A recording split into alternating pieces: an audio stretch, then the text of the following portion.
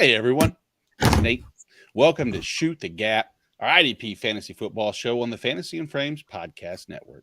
It's time to take a peek at our early, and I mean early, top 12 defensive linemen for redraft heading into the 23 IDP Fantasy Football season. You going to agree with our list? Let's find out.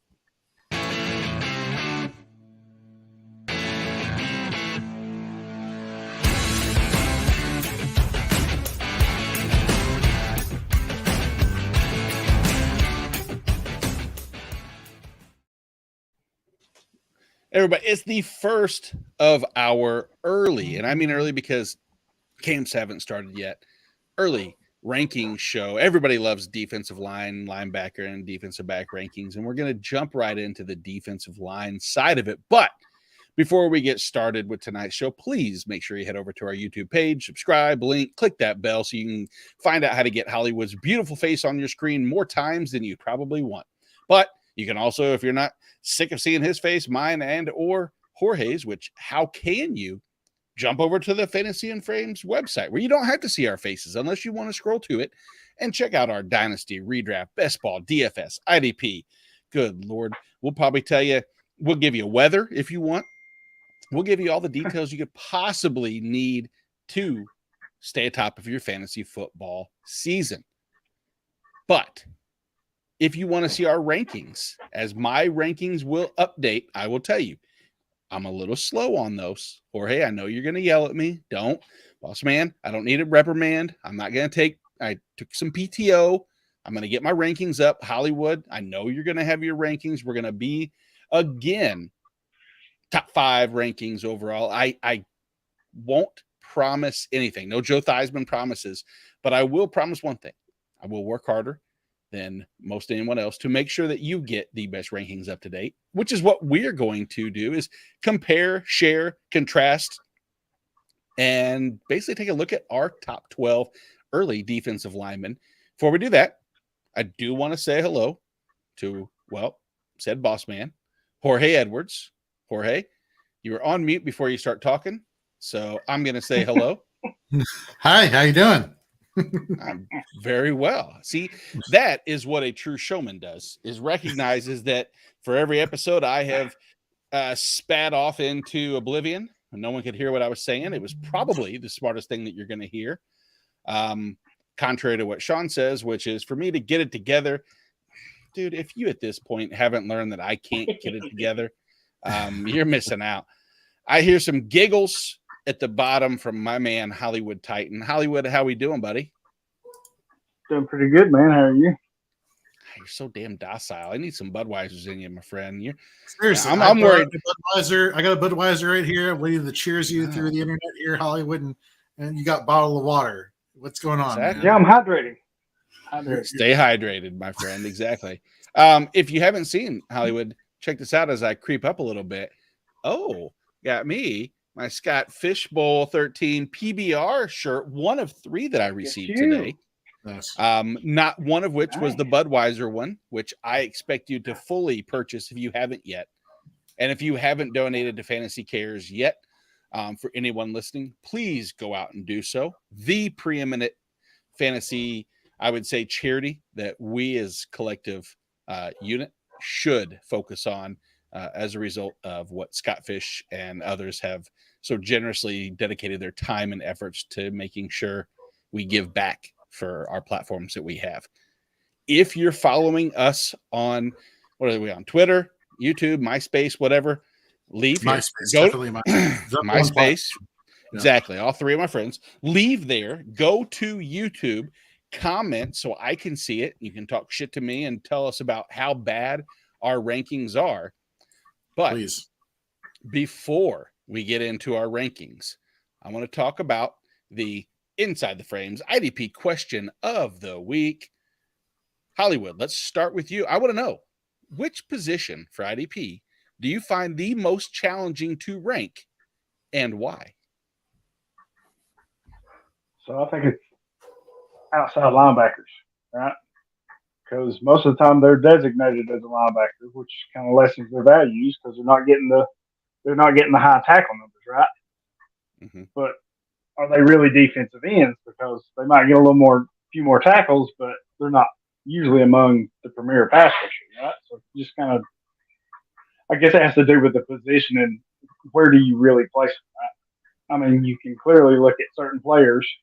TJ Watt is an outside linebacker, and say, hey, he's a premier pass rusher. Some of these other guys, which we're going to get into, not so much, right? So, yeah, if you try to separate anybody that plays outside tackle, I would say more than 60% of the time as a linebacker, your defensive line, I would say, grouping of players that are there is so challenging.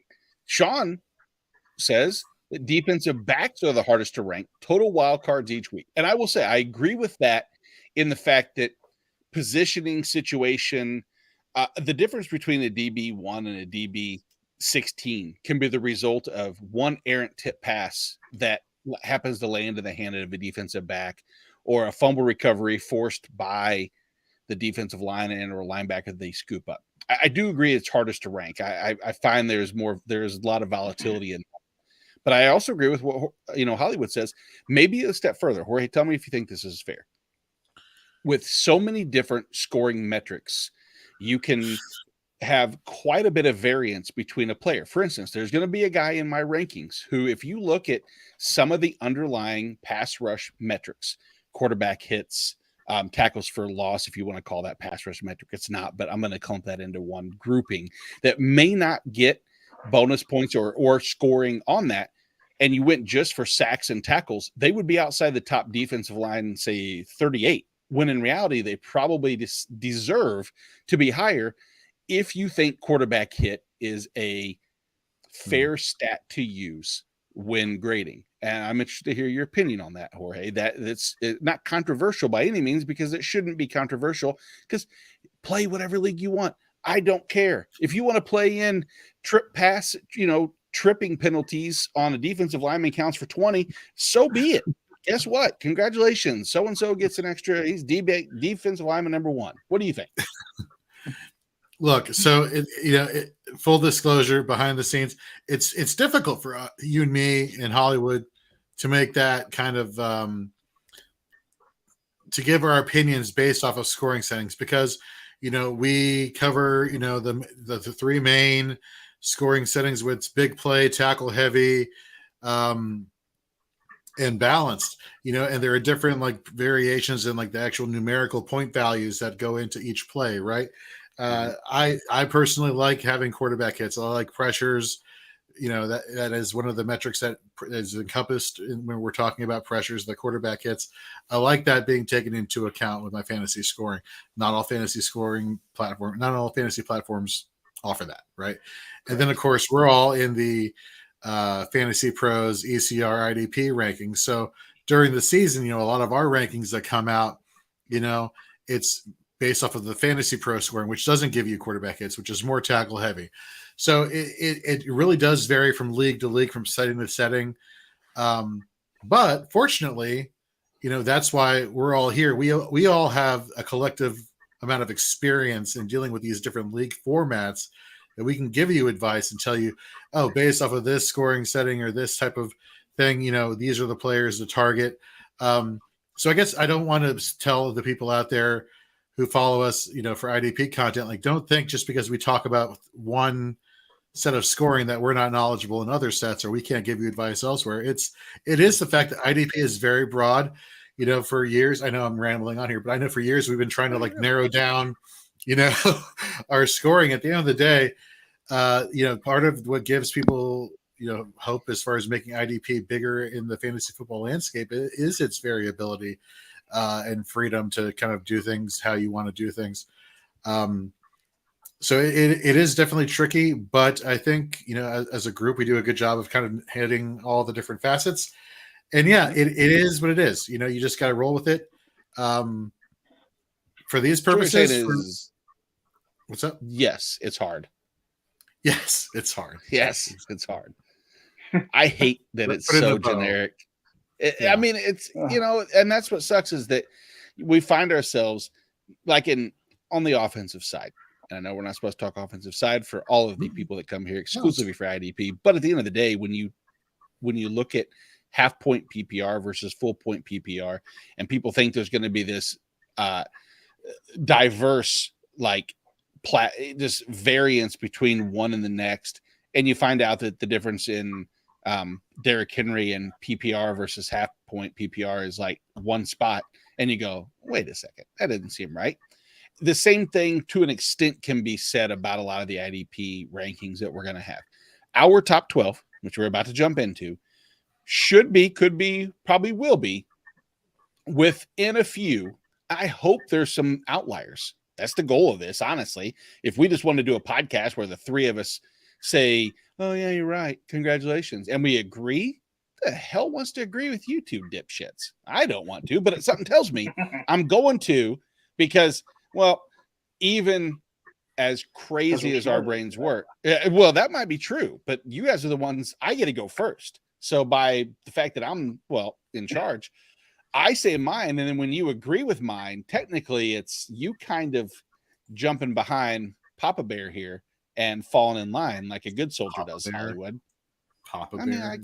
That's the nickname you're going with. That's the nickname you're going with for the show. Okay. I didn't have much time to think of anything else. I'm sorry. So the headline director of IDP content should be switched out for a Papa Bear of IDP. Papa Bear. Now, hold on. Let's before we start getting Papa Bear and any other nicknames, I want to pay homage to Granddaddy, Pimp Daddy of IDP, the Godfather of IDP, Mr. Gary Davenport, and that he, along with many others, have been advocating for the outside linebacker to be clumped into the defensive line as one large sum, as we've said earlier. For this exercise tonight, we're doing just that. We're going to pay homage. I don't have my pinky ring on. I don't have my wingtips. I don't have my cap, and I don't have my pip cane. I will have those items, I promise, by August. But before August, let's pimp walk, let's crip walk into our rankings early enough at the defensive line. And easy, Sean, I'm not on a power trip. Calm down, brother. Man, kill him. State's on a power trip. Get out of here. Yeah. I'm humble. I won't even. I said we are pimp walking in. It's me and my hose, my hoe train. You know, like now that's yes, exactly like the Godfather. You're my host. You're my, and guess what, Jorge? You're my bottom dollar. Jorge. Yeah, that's I didn't even make mid. I didn't even make mid tier. I'm the bottom dollar. That's crazy. That's the top one. Hollywood, you should wait. Bottom dollar hoe is the top one. I don't know what they called it. What they say in South Park. There's a name for the top money earner. Anybody listening, please jump back and let me know what that's called. That's what I'm calling you, Jorge. You are my top pimp, my pimpette, my top streetwalker, if you will. Pimpette. My pimpette. I will tell you who my top defensive line. Yeah, let's go with that. Let's just do that. Player for me this year. If I'm ranking, which I am early on, I can see some change happening potentially if you guys can coerce me into doing so. But I'm going to go with the reigning defensive player of the year, league leader in sacks last year with 18.5, the league leader in quarterback hits with 48, second in the league with 19 tackles for a loss, an elite 4-to-1 solo to tackle ratio, mind you, the one and only Nick Bosa.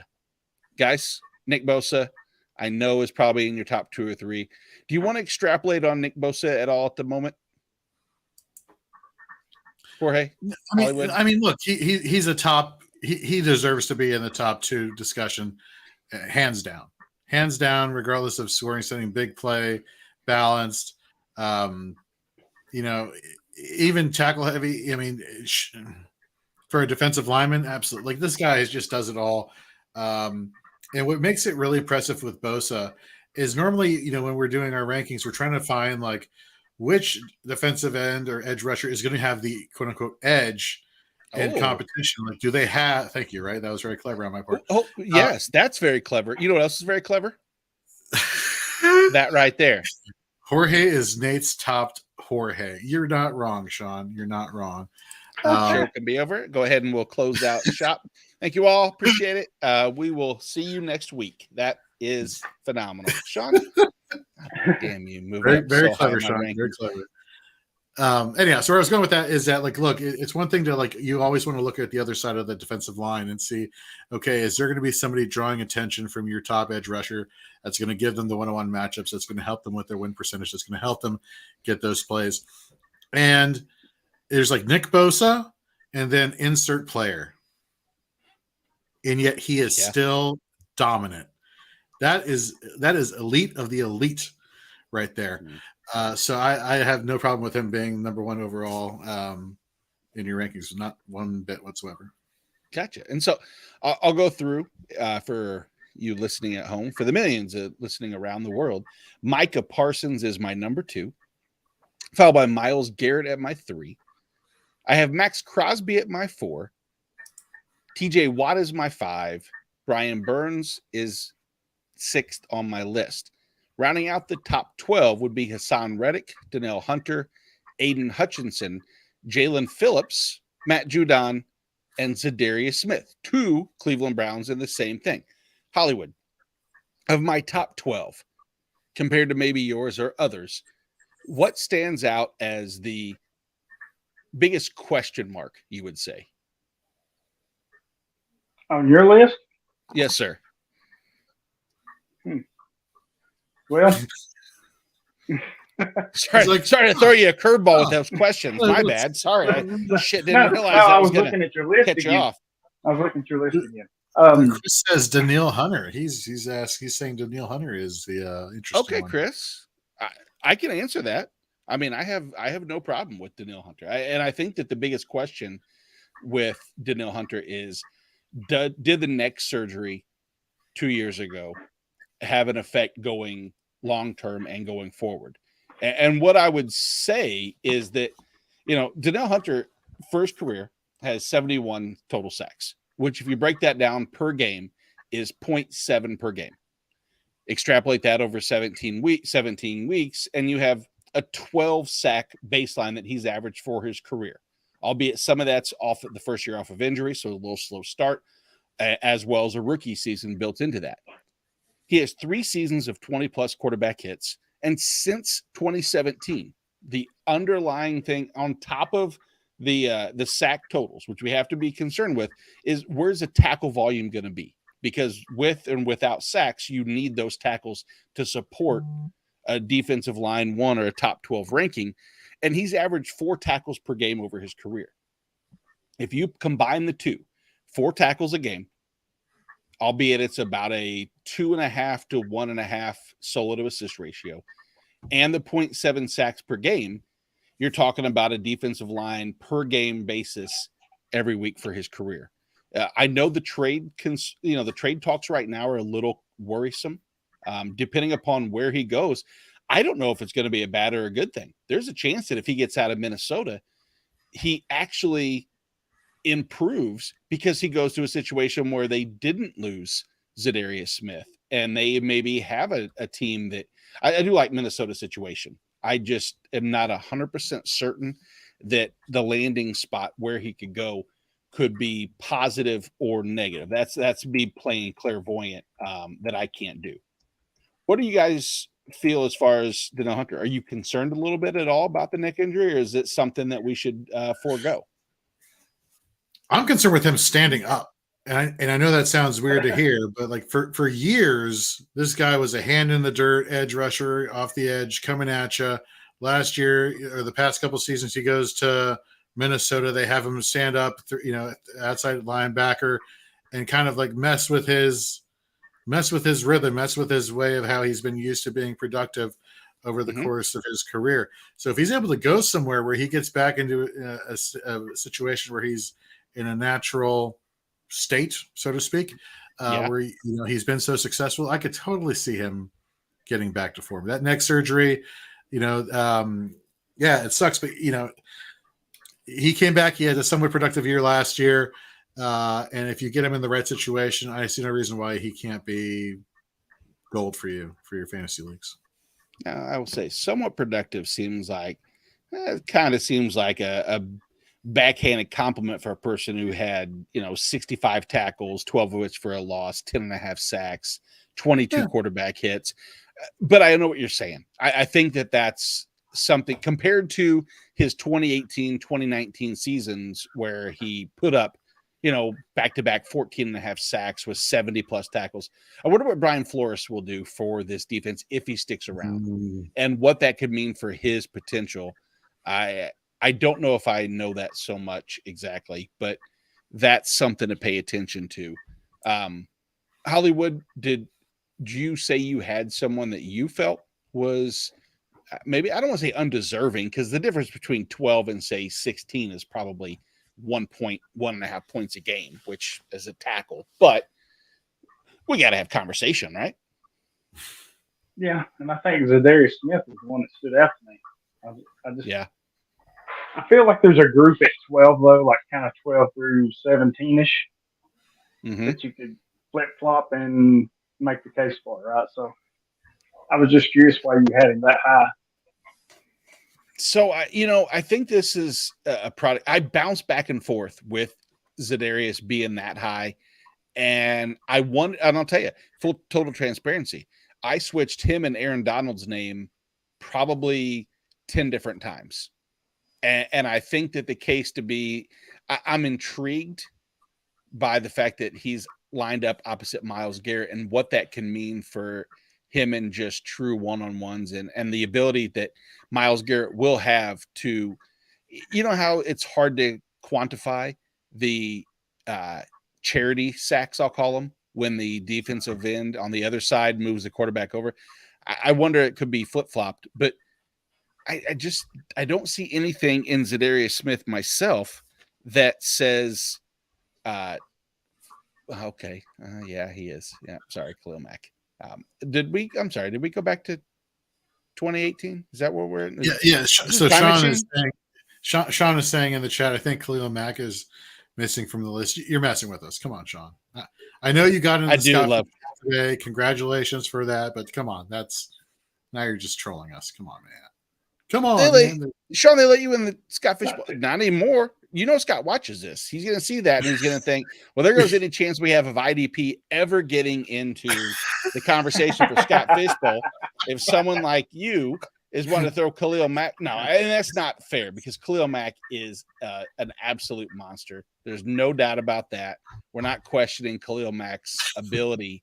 But I think that what we've seen is he's close. He's right in that little 12 to 17 group. There's you can twist it and make a case for him. Okay, real quick, trivia question. When's the last time you think Khalil Mack had double-digit sacks?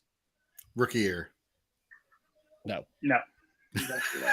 Go ahead, but go ahead, Hollywood. What do you think? You said no emphatically, like you're expecting it to be 20.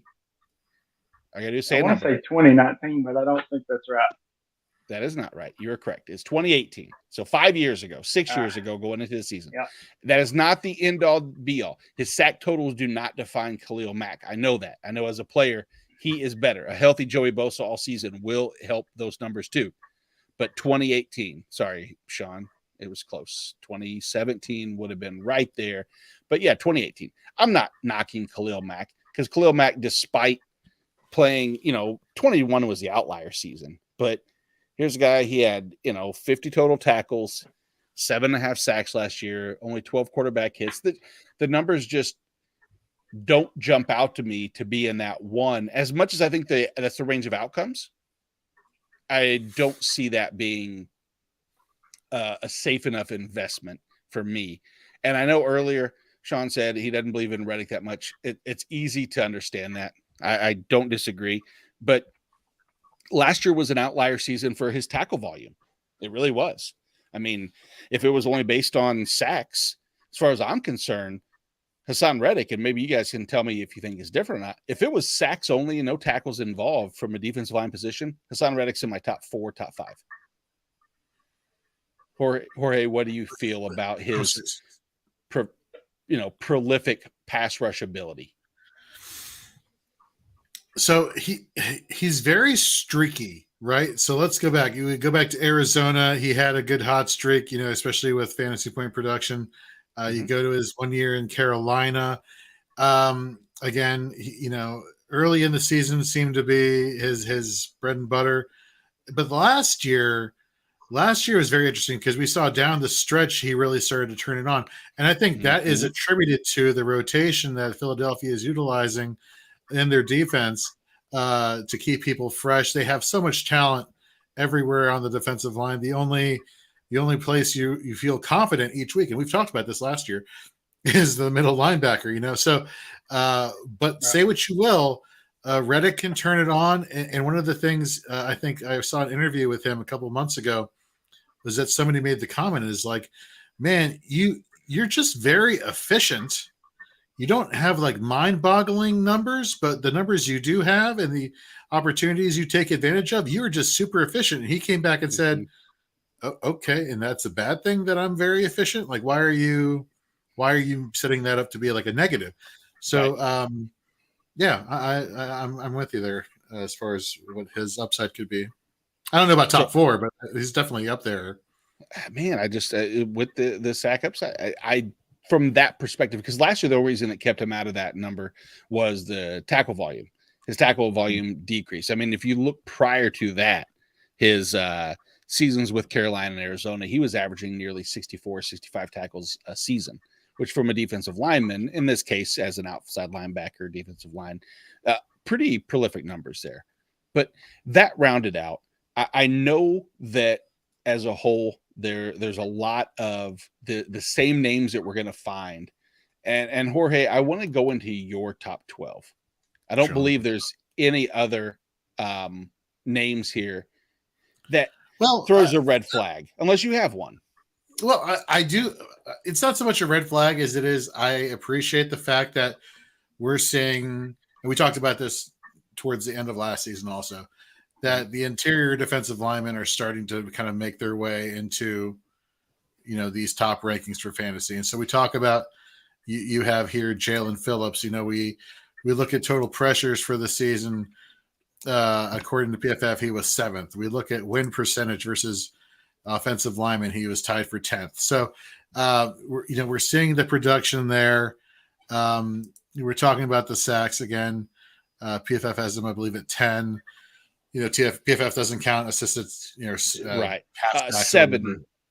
7 by true grade last year is what Jalen Phillips had. Thank you. Just an impressive, resume. For me, you mentioned my rankings here. I actually have a couple interior defensive linemen that are kind of jumping up there that just have been super productive as of late. But let me pull those up. There we go. So let me start off with my top 12. So, we're flip-flopping here. I have Micah Parsons as my number 1 overall defensive lineman. Why? Because Dan Quinn came out and said we're basically going to use him as we did last year. We're going to put him at defensive edge. We're also going to keep him at linebacker. And for me, the reason that puts him ahead of Bosa is because of that tackle upside he's going to have as a linebacker, which is something that was a bit of a concern in the offseason a couple months ago when they said, hey, he's going to go exclusively to edge. We're like, oh, well, he's losing some of his tackle upside down. Now we have to bump him down a little bit. That's not the case anymore. I personally think the switch on offense with Schottenheimer from Kellen Moore is going to severely hamper this Cowboys offense, which means you're going to get more bold take, right? Well, I guess it is a bold take. And you're going to see more of the defense on the field for Dallas this year. And that's not just me being super biased because I'm a Commanders fan, but I see Parsons just having the increase in tackle upside this year that he hadn't had in previous seasons, which is why I have him as 1. Bosa, followed by Garrett. Matt Judon. Matt Judon is my guy. I love Matt Judon. He always gets like zero respect. I should say zero respect, like very little respect. The guy is just, whether it's sacks, whether it's his efficiency. We go back to quarterback hits. We go back to, the pressures. We go back to what we were talking about earlier on as far as like scoring settings and which scoring settings reward what and how. So for like a fantasy pro scoring setting, Judon wouldn't be that high because the quarterback hits wouldn't add up. But for like a balanced scoring or a different type of scoring that incorporate quarterback hits, he's right up there. And I'm a believer in the talent. He has not had an inefficient season since he's been in the league. Ever since he missed 2020, I believe he sat out that year because of COVID, the COVID season. For New England, he is just a man amongst boys. Just gotta love it. Followed by TJ Watt, who I think obviously he's coming off the injury from last year. The reason I have TJ Watt further down the list, normally we've seen in recent seasons him being closer to the top, is because I actually have a lot of faith in these inside linebackers for Pittsburgh. I know we talked about a couple weeks ago, or at least you talked about with Mike Wohlert recently, which if you haven't already, go back and listen to that podcast episode. We were talking about Cole Holcomb coming over from Washington, and, a name that got kind of scoffed at, which I'm not saying he's going to be the be-all, end-all, but I actually am a little bit higher than most on him, is a Landon Roberts. I mean, he had a good year last year with the Dolphins. He comes over. I know you're shaking your head, but I think the two together will help take care of that inside for Pittsburgh, kind of decreasing the necessity for TJ Watt to be more of a, just an edge rusher, sack producer. What I'm saying is the tackle upside may be down even more so than you would see of TJ Watt in recent seasons because of the situation at the inside linebacker position. More so Holcomb than Roberts, but I'm not ready to just give up on Roberts completely.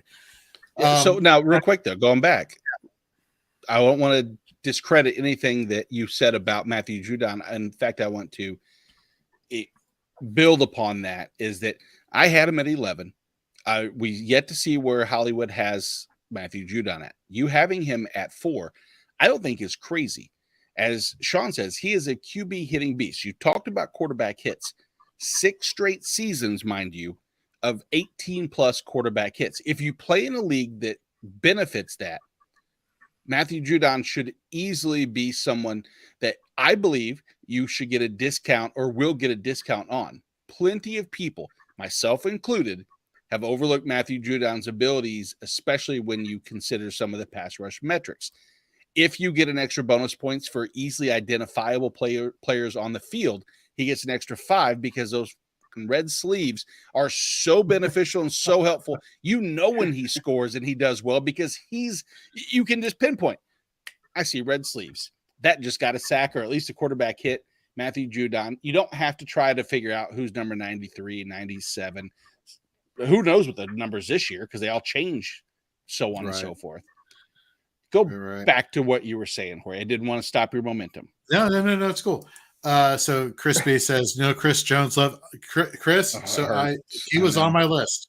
He was on my list before we went on the air, and I had to take him off. And it's not that he's not an amazing player. It's not that he's not an amazing defensive lineman. I just feel like there were people above him I could put there, and he just happened to fall down the list. It's not taking away from what he can do. But let me continue. Contract concern too. I'm not so. He hasn't done much with the team. The team's not exactly certain of what's going to happen. Continue, Jorge. Yeah. So then we get to Max Crosby. Obviously, we were all hoping last year it'd be the Chandler Jones, Max Crosby tandem of just utter destruction. The only thing that was utterly destructed was, what's his name? Chandler Jones's professional output there last year, hoping maybe he gets it back. They drafted, was it Tyree Wilson this year? So there's a chance that he may be cutting into Chandler Jones's playing time. And if that's the case, if Wilson he comes on as a lot of us are hoping he does, and you pair him with Max Crosby, I mean, that's just going to send Max Crosby to the moon, I believe. Brian Burns, at 7. Look, he is, again, he's kind of like one of the Matt Judons out there in that he doesn't get a lot of respect, amongst the community. He doesn't know. He gets respect amongst the community. He just is not like the biggest name in the community, or the casual fan, I should say. But, don't let his age fool you. He's getting closer to 30, but he's still productive in Carolina. And the fact that they spent so much time addressing the back end of the defense in Carolina with all the safeties, they basically brought in every safety known to mankind that was available in free agency, and that they didn't really shore up too much the defensive line position tells me that this is Brian Burns's show. Go ahead, Nate. Go ahead. I'm sorry. Back up real quick. I heard slander on Brian Burns. You said he's approaching how old? Isn't he approaching the 30-year-old mark? How dare you? He's 25 years old. Is he really? You ageist motherfucker. I go by fives. He's 25 years old. He's been in the league since 2019. He has improved. He has improved. He's close enough. He's close enough to 30. No. I'm going on a Brian Burns tangent right now because this is a man who had a 13% pressure rate last year.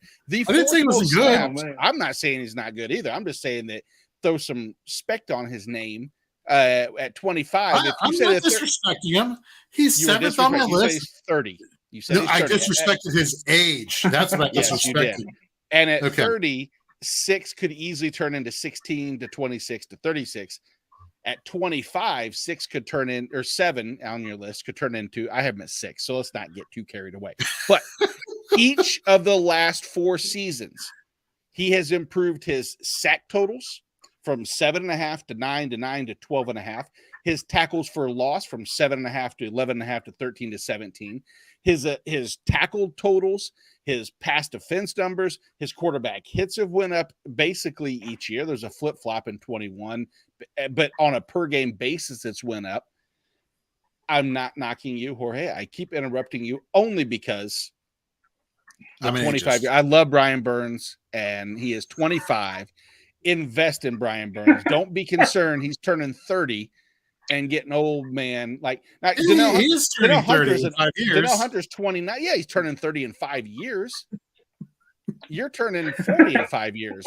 40, how old, right? Yeah. I wish I was turning 40 in 5 years. Me too. I'll be close to 50. Charlene loving Danielle Hunter, absolutely. Who's 28? So don't get too carried away. Yeah, don't talk shit about him. Cool. I'm just going to make up numbers for ages, Nate, and just to piss you off, just to see what happens.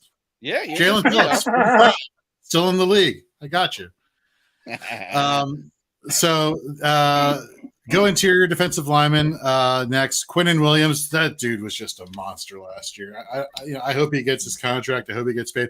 His win rate was amazing. His sack production, his quarterback hits, just an utter monster. I don't think, and again, super biased here, Aaron Donald is Aaron Donald, but I haven't seen somebody just that dominant whose name wasn't Aaron Donald in quite some time last season. So I'm totally on board here with the Quinnen Williams train. Aiden Hutchinson, as a rookie, had a really productive year. I think this year you can expect more of the same this year from Aiden. The fact is he did so without he had really a rotation of players on the other side of him in Detroit, whether it was another defensive lineman or an outside linebacker / edge rusher. Again, I'm not trying to say Nick Bosa comparisons here, but I talked about this earlier. Bosa, super elite because it's him and then insert name on the other side of the defensive line. Aiden Hutchinson. Good year. Insert name on the other side of the defensive line. So then we get Zadarius Smith. I'm a believer of this pick of him being in the top 12 just because, look, he was just very productive last year in a situation that he didn't really like in Minnesota. He goes over to Cleveland opposite Myles Garrett. And what really, for me, was the ceiling factor in having him in the top 12 is the fact that they addressed the interior defensive lineman, the defensive tackle position, which this, a lot of, soaking up a lot of interior blocks there, freeing up these guys on the outside. And then followed by Hassan Reddick. You know what? He may be streaky. He may be efficient. It doesn't have a lot of numbers. I don't care. It gets me fantasy points, and that's all I really care about.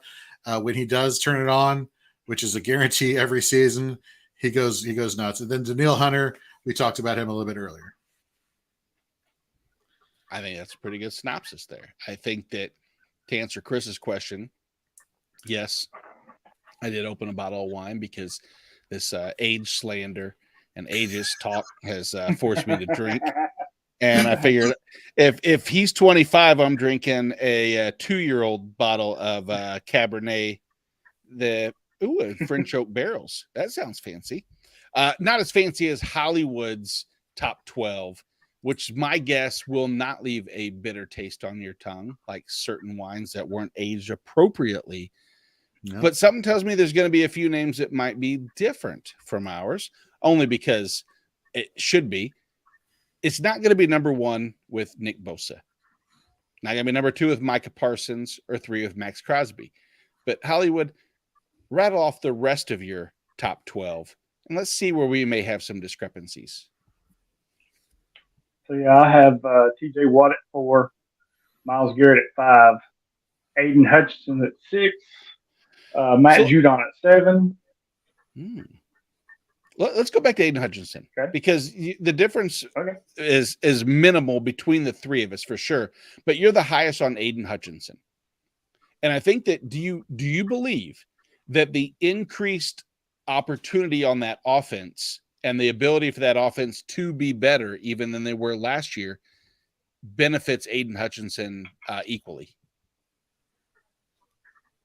Yeah, I think so. I mean, I've also got, I think he's super young, right? He's going into his second year here. The defense around him's getting better, so I like the dynasty outlook for him too. So that kind of puts him up just a little bit on the list. But yeah, I think he's going to be just fine. Yeah, I took a lot of shit last year when I had him in my top 15. Not that it was a lot of shit, but it was. No, it was a healthy amount. It was a healthy, and it was a diuretic amount. Yeah, sorry. She had diuretic amount. That's right. Yeah. And I felt like I did not retain any, shit talking water from last year, because if I'm not mistaken, he finished right about where I had him. Right. I could not have expected. I could have expected, because I did when that he wasn't going to have to split snaps with Romeo Okwara and Houston and everybody else. He was going to earn his own snaps, which he did. But back to you, Hollywood. I think you stopped off at Matthew Judon. Yeah, Judon at 7, Danielle Hunter at 8, Brian Burns at 9, and then I've got Hassan Reddick, Cameron Jordan, and Darrell Taylor. Let's do it. Let's jump right into it. Jorge wants to age talk about players. Jorge, here's your chance right now. If you want to get into ageism and hating on a person, in about 25 days, Cameron Jordan's going to be 34 years old. 23 years old. Understood. He could be 23. Now, here's the thing. If you look at his last 6 seasons, you would think he's playing like a 23-year-old. Double-digit sacks in all but 2 of those seasons. Hollywood, what are you in agreement, I guess is the right word, with Chris that he is about to eat them NFC South QBs? Yeah, I think so, right? Brady's gone, so you've got somebody new there. You've got rookie in Carolina. You've got basically a rookie in Atlanta with Ritter. So, yeah, I mean, plenty of opportunities, right? I like this because I'm sorry, go ahead. No, I was just going to ask it about the loss of talent around him, but I want to hear what you have to ask him. I think for me that it's the stability of talent. They got rid of and I hate to say this because this person is 100 times better than football than I'll ever be, but they got rid of Marcus Davenport, who wasn't exactly living up to the reputation of a first-round pick that they moved up to get him way back in the day. But Carl Granderson stuck around. He's still there. He should be their starting opposite end there. And I think as Granderson is there to stabilize things, and he was super productive towards the end of last season, that can only help out Cameron Jordan, who, 22-year-old Cameron Jordan, I understand there. So I ageist, come on. So you're ageist, you jerk. I'm old. I'm allowed to be ageist.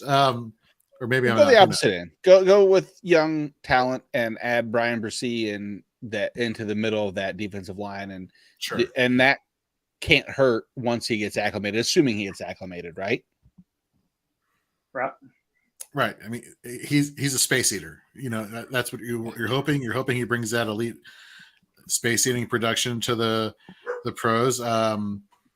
And again, as long as that's handled in the middle, and Granderson keeps that production that he had towards the end of last season, Cam Jordan should, as Hollywood was saying, the lack of experience there at the quarterback position in terms of not being able to recognize blitzes or sacks or whatnot can only help in his production this season. Well, and if there's one final thing about Cam Jordan that realistically we should all take into account, despite his age, that man does not miss games. And I know that he's, if you look at the difference and you look at his player profile all the way down, it's 16 games started from 2012 all the way to 2022. And I know we play more games now, but a testament to just an Iron Man is that Cameron Jordan will deliver the one thing. If you're looking for health and you don't have to want to play the waiver game and mix and match with injuries, you can never predict it. But an 11 straight year, streak of 16 games or whatever the number is, I don't have it, but you get the idea. It is incredible. I want to jump to the next one because I haven't seen Darrell Taylor in the top 12 yet from you or but Hollywood, who I value his opinion. We were not going to boo him. Sean, come on, don't Sean, boo our friends. Yeah, you jerk, you old bastard. What are you, 50? And Jorge years? I'm just kidding, Sean. Aging 23? Just kidding. I'm not. But I do want to hear why you have Darrell Taylor at 12. This better be good. Yeah, so that's, well, I mean, you might not think it's good, but it's just how I look at it. So I think right after Hassan Reddick, right, there's a tier break, if you will. I know we're doing the top 12, but you've got, after that, you've got 11, 12 through 20. So I think they're all interchangeable. That's what I was telling you a while ago. I think you can make a case for anybody. So with that in mind, especially if I'm playing Dynasty, right? I'm looking for upside. I'm looking for youth, opportunity, which he's doing. He's got all those in Seattle, right? But the thing was, he started 3 games last year and he still had 9. So you give him a full complement of starting games, I could see him being even better than what he is. So let me ask you a question. Go ahead. Sorry, thank you. Sorry. With you having Darrell Taylor this high for redraft, does that push down even more for you, Uchenna Nwosu, or is the gap between those two closer than? Obviously, we don't have your 13 through whatever, but where would Uchenna Nwosu for Seattle be in this? How far away from Darrell Taylor, I guess is what I'm trying to say. He's probably in that close to 20, 18 to 22, somewhere right there. Okay.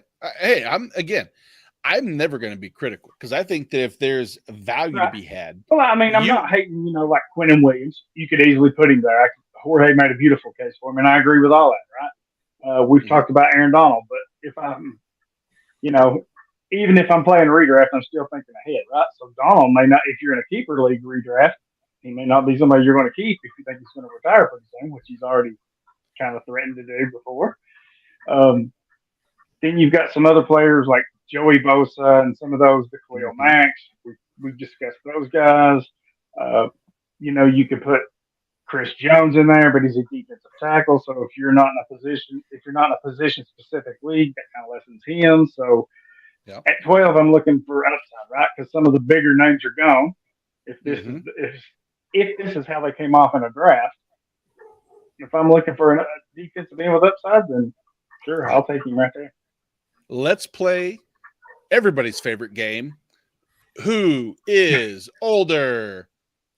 Darrell Taylor, Brian Burns. You mean the 45-year-old Brian Burns? I'm going to go. I do. I'm going to go Darrell Taylor, though. I think Darrell Taylor has an old-sounding name, so I'm going to go Darrell Taylor. If you're going off names, Darrell Taylor's 107.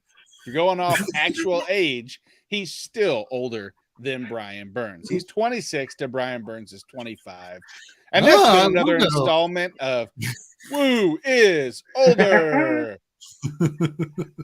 The That should best totally be game a segment ever. going forward. That will be a segment going forward.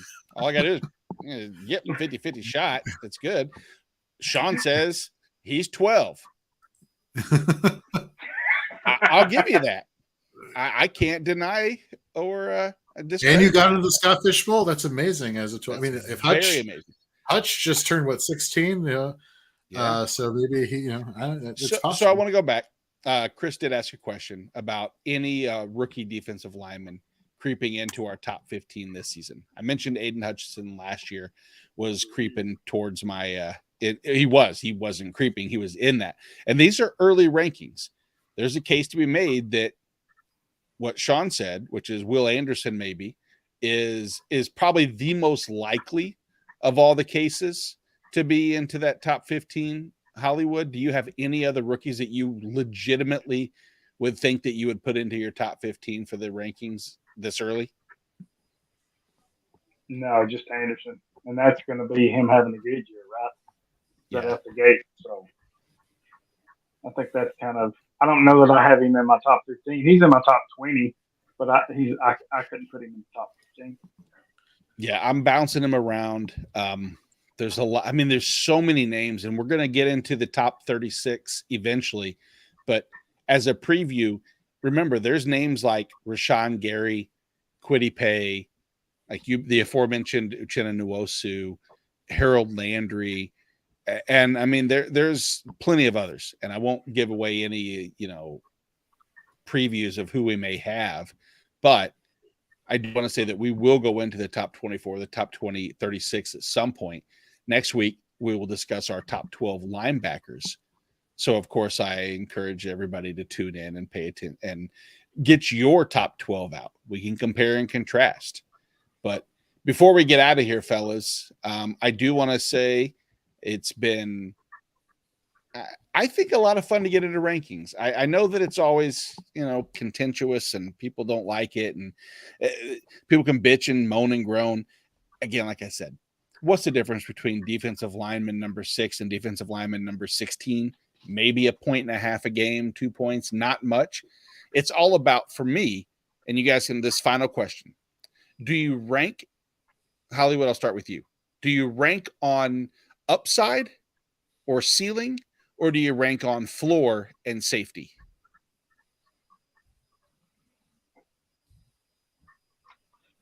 Most part, I think it's floor and safety. Okay. But I think there's certain players for whatever reason, I take a chance on, kind of like I did with Darrell Taylor. That's clearly a potential pick, right?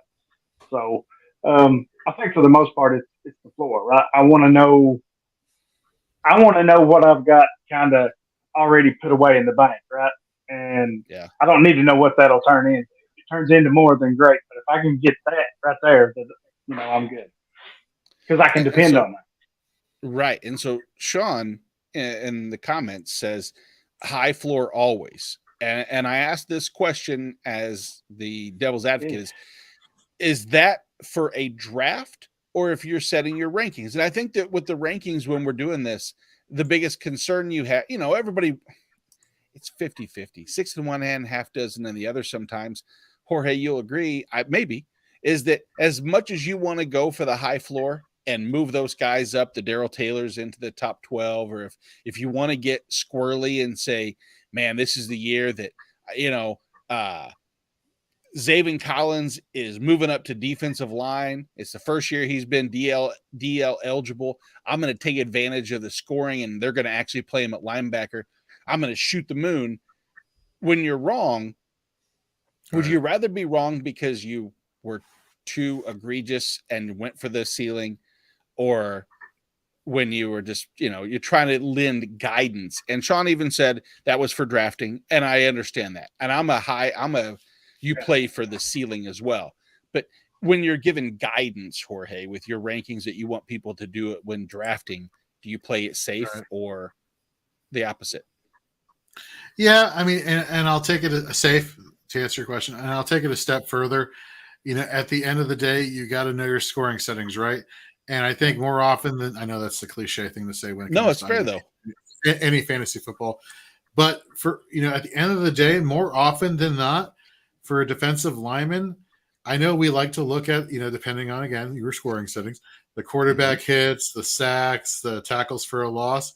At the end of the day, let's not forget tackles. Having a solid tackle floor is kind of where it starts for all IDP, and then you kind of have to build off of that. So, looking for that safe tackle floor, so to speak, versus people who get a lot of their IDP production from just sacks, 1 or 2 sacks and a couple assisted tackles. Like, you got to be careful about that. Like, just because they're riding a hot streak doesn't mean that's sustainable versus somebody who has at least a high tackle floor or moderate tackle floor at that point, and then adds on to that with all the different defensive lineman pass rushing metrics. I think is something to pay attention to. Yeah, and I'm right there with you guys. And obviously rankings, again, it's what is today? June 20 something? June 22nd. Yeah, exactly. At this point, we thank you for watching. We do thank you for watching. 100%. And Chris, God love you. You know what? I want to laugh and chuckle. And he said he's 12 as well, but he's 12 beers deep, which is just getting started, because as soon as we leave the airwaves here in about 32 minutes, please, if you thought this was entertaining, terrible, stupid, waste of your time, beneficial, you don't know how you got here, doesn't matter. Stick around.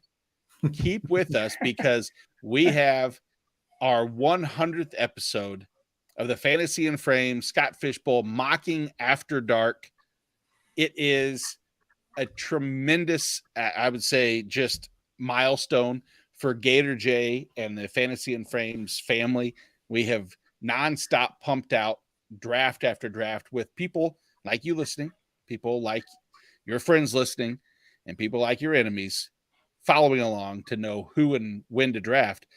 And we have brought on a special group of fantasy analysts, content creators, Hall of Famers, etc., to partake in this draft that we have coming up at 9 p.m. Central, 10 Eastern, if you follow that, but whatever.